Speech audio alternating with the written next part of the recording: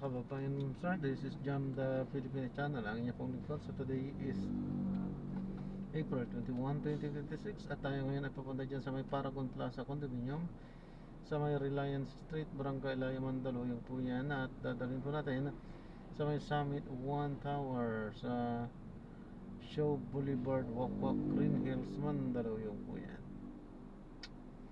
Okay po, magbabalik po tayo mamaya konti pag nakuha na po natin sila. Disclaimer lang po, content po natin ay kalsada at hindi ang passenger.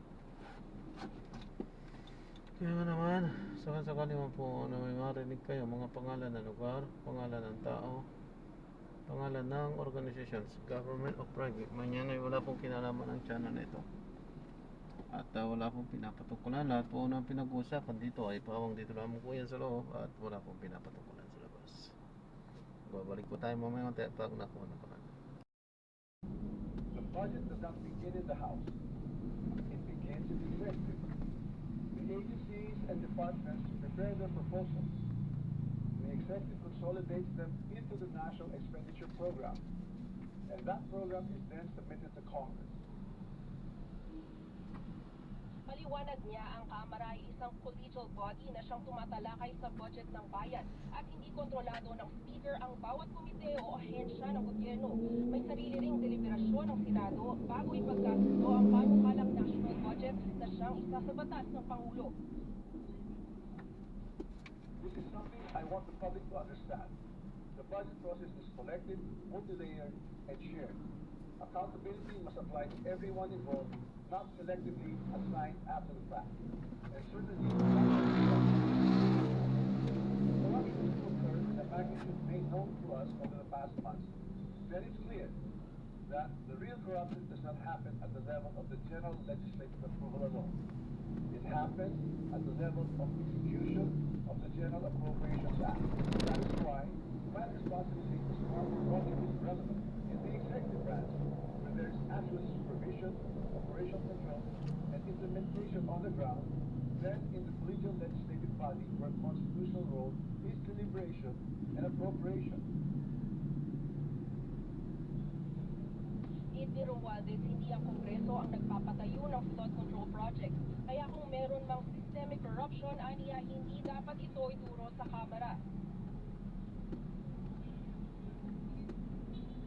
Here's the simplest way to test that theory that I am the mastermind of this scheme.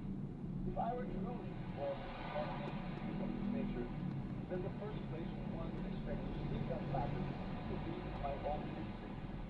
The project most easily associated. You would have seen Tacloban, but I say this with absolute certainty. You won't see it in my district. My district has zero gross and zero substandard flood control project. Banda kaliwa yun, no? And that is verifiable. To prove this point, I'm authorizing my staff to share and release to the public the list of all the projects in my district that the authorities may deem attributable to me.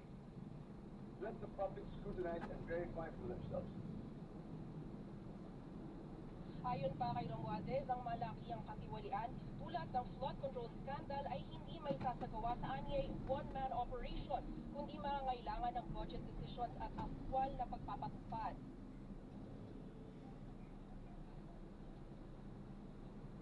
With respect to how the budget was deliberated in Congress, let me say this categorically.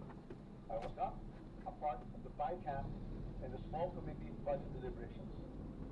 Yes, I was updated on the general outcomes of the deliberations, but I had no visibility with regard to the specific details of the discussions, including particular amendments or insertions approved during these closed-door deliberations. Records will show that I did not participate in those meetings, Ito kaya? but I was not privy to what exactly transpired Ganun. during the Medyo deliberations. kahirapan dito. However, Pwede naman pong pumunta. Ha? Pwede naman pong pumunta. Nako, nakago tayo mo. And once the budget becomes law, the work of financing Nakago. governmental projects or any project for that matter is solely within the purview of the executive, Mahirap including the pati. DPWH. Certainly not by legislators. Sabi ni Romualdez, naiintindihan niya ang galit ng taong bayan dahil sa umunoy paglustay ng pera ng bayan. Pero hiling niya, tingnan mabuti ang ebidensya siya at hindi kung saan politically convenient o politically motivated. Hinimok din ni Romualdez ang ombudsman na suriin kung sinong dawit sa anomalya dahil aniya hindi dapat selective ang pagpapanagot. Ang layo ng ano. I will not allow myself to be turned into the scapegoat so that others who are actually accountable can walk away clean. If this is a political play, push me out and close the story, tarnishing my name and my reputation, then I'm telling everyone now, I will not go quietly and I will not go alone. I will not be the fall guy for other people's corruption. Dito, dito. Handa rin siya niyang sagutin ang bawat aligasyon laban sa kanya sa tamang forum. And to those who think they can throw me under the bus to save themselves, this is what I have to say to you. I am ready to defend my name. My silence should not be mistaken for weakness, ignorance, or fear.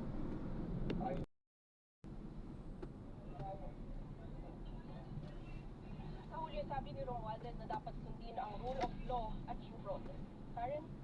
Alright, Agatha, mahalaga na bigyan nating konteksto ang publiko dahil napakatagal na panahon na tahimik ni dating Speaker Martin Romualdez.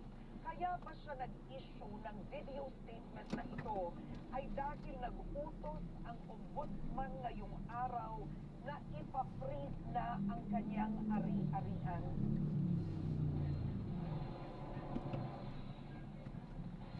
Karen, sa paglabas nitong video message, hindi nga itinukoy kung saan ito sumasagot, kung tungkol nga ba sa sinabi ng ombudsman. Pero base nga sa narinig natin mula sa dating House Speaker, posible na may kinalaman yan dyan. Dahil naglabas nga rin ng pahayag ang lawyer ni Romualdez na si Attorney Ade Fajardo at sinabi nga na, or may sinabi nga tungkol dun sa mga remarks ng ombudsman tungkol sa black nga po at kung words.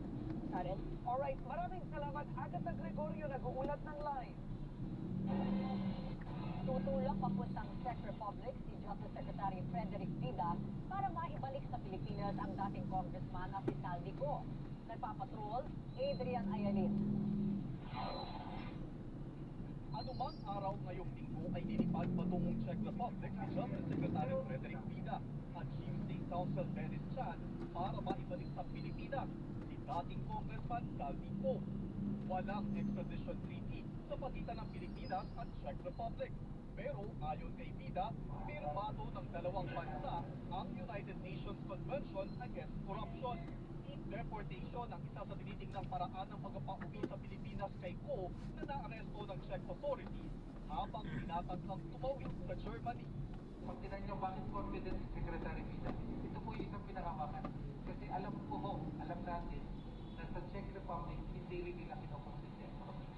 Hindi rin sila papayag, di ba, na magiging masasawata yung objective na mapanagot yung dapat mapanagot dahil nanaguan lang sa ibang bansa.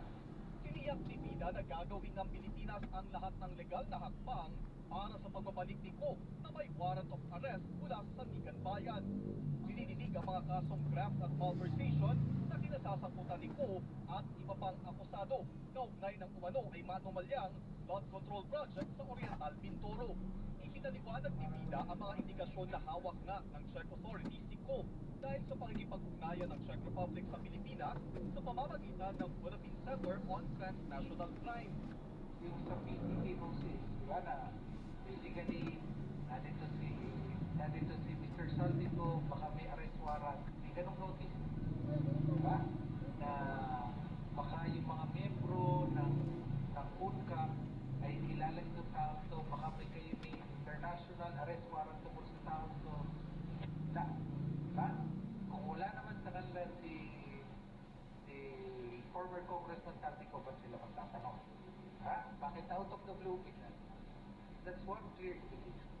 Isa sa mga nagdududa kung hawak nga ba ng Czech Republic si Ko ay si dating Duterte Presidential Spokesperson, Attorney Harry Roque, na kasalukuyang nasa Austria at humihingi ng asylum doon. Iginiit ni Roque na intervention lang ang ginawa ng Czech Police na taliwas umano sa pahayag ni Pangulong Ferdinand Marcos Jr. na arestado si Ko. Premature at hindi verifikado umano ang announcement ng Pangulo. Pero ininiin ni Palace Press Officer Undersecretary Claire Castro na maingat lang ang pala. palasyo. Ang Pangulo po ay nagsalita na. Secretary Vida ay nagsalita na rin. So bakit po ba natin paniniwalaan ang isang fake news peddler? Paliwanag pa ni Vida, sadyang mahigpit sa pagsunod sa data privacy ang Czech Republic, kaya walang litrato ni Ko na ipinalalabas ng Malacanang. Nabuhay yung si Cristo, nagduda-duda ang tao na hindi siya nabuhay, hindi siya nagbalik-balik. Pero okay, nadaw si Thomas.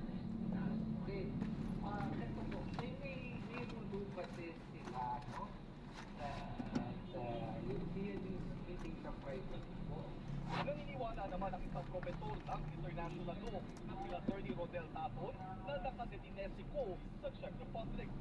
Considering that he was detained for the purpose of having him accountable for violation of the immigration laws for illegal entry or not possession of valid travel documents, then he must face the processes, I mean, within the state of Czech Republic first. That is, depending on the authorities in Czech Republic, considering that this is a clear violation of their internal laws and state sovereignty is being requested and respected by the Philippines in this instance. Walang eksaktong timeline at ipinangakong araw ang DOJ para sa pagbabalik ni Ko. Handa rin ang gobyerno ng Pilipinas na labanan ang anumang legal na hakbang ng dating pagbabakas para naman mapigilang ibalik siya sa Pilipinas. Ayon kay Vida, susubukan niyang personal na puntahan ni Ko, lalo na hindi pa malinaw kung nadalaw na ito. Ay, nako. Ang embahada ng Pilipinas. Ito ay sa gitna ng pagsisiguro Nangyayari na sa'yo, bro. maibabalik